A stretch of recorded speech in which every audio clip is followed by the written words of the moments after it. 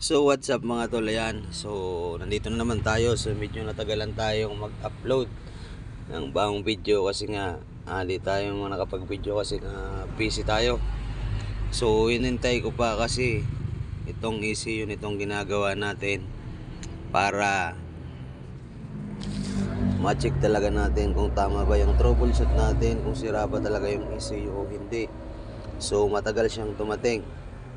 So ngayon ito, dumating na yung ECU.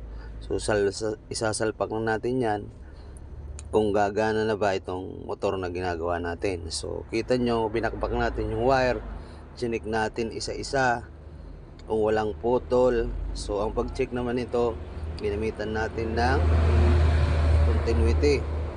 So ginamitan natin siya ng continuity para malaman natin kung may putol o ang wire o wala. At syempre chinik rin natin yung supply ng kuryente galing sa battery papuntang susian, papuntang ECU.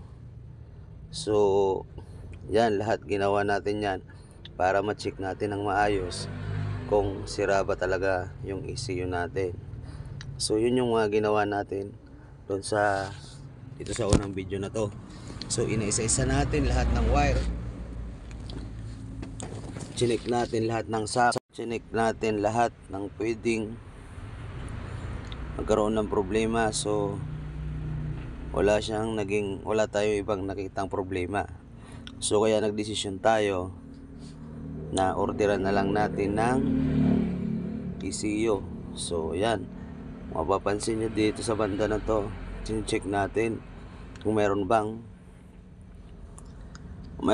positive na pumupunta sa natin, supply. So meron siya.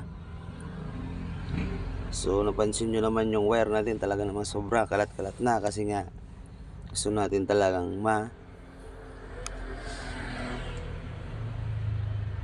laman kung tama ba talaga or wala ba talagang naglo-loss connection or walang putol dito sa wire to na ginagawa natin na motor.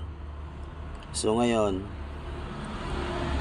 tutuksungan natin tong video na to dahil dumating na yung natin ECU. Natin sira.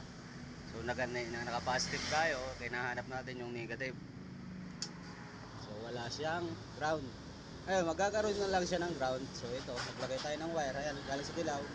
Pag nilagay natin sa ground, so kita nyo umilaw kasi naglagay tayo ng ground dito. So ito yung problema nung motor na ginagawa natin kasi nga ayaw gumana yung pag. So yun, simpleng pag-check. So pinaka-basic yan kasi wala namang linya. Try natin to. Ito talaga yung problema niya. Kasi yun. Yan. Kasi dapat kung may trigger ng positive, kung may trigger yung positive, siyempre mayroon ding trigger yung negative para gumana yung fuel pump natin. Kasi yung fuel pump natin is negative positive lang. Yan. So kung tatanungin nyo baka sira yung linya, so pinakita ko na kanina na buo, wala siyang putol, may supply ng negative, may supply ng positive ang ECU natin. So makikita naman dito, yan, mayroon siyang supply. Yan, sa susi pa lang meron na. So yun yung problema ng ECU. So ito na nga, dito na tapos yung video natin. So ngayon dumating na yung ECU natin. So ito na, sinalpak ko na the moment of truth kung tama ba yung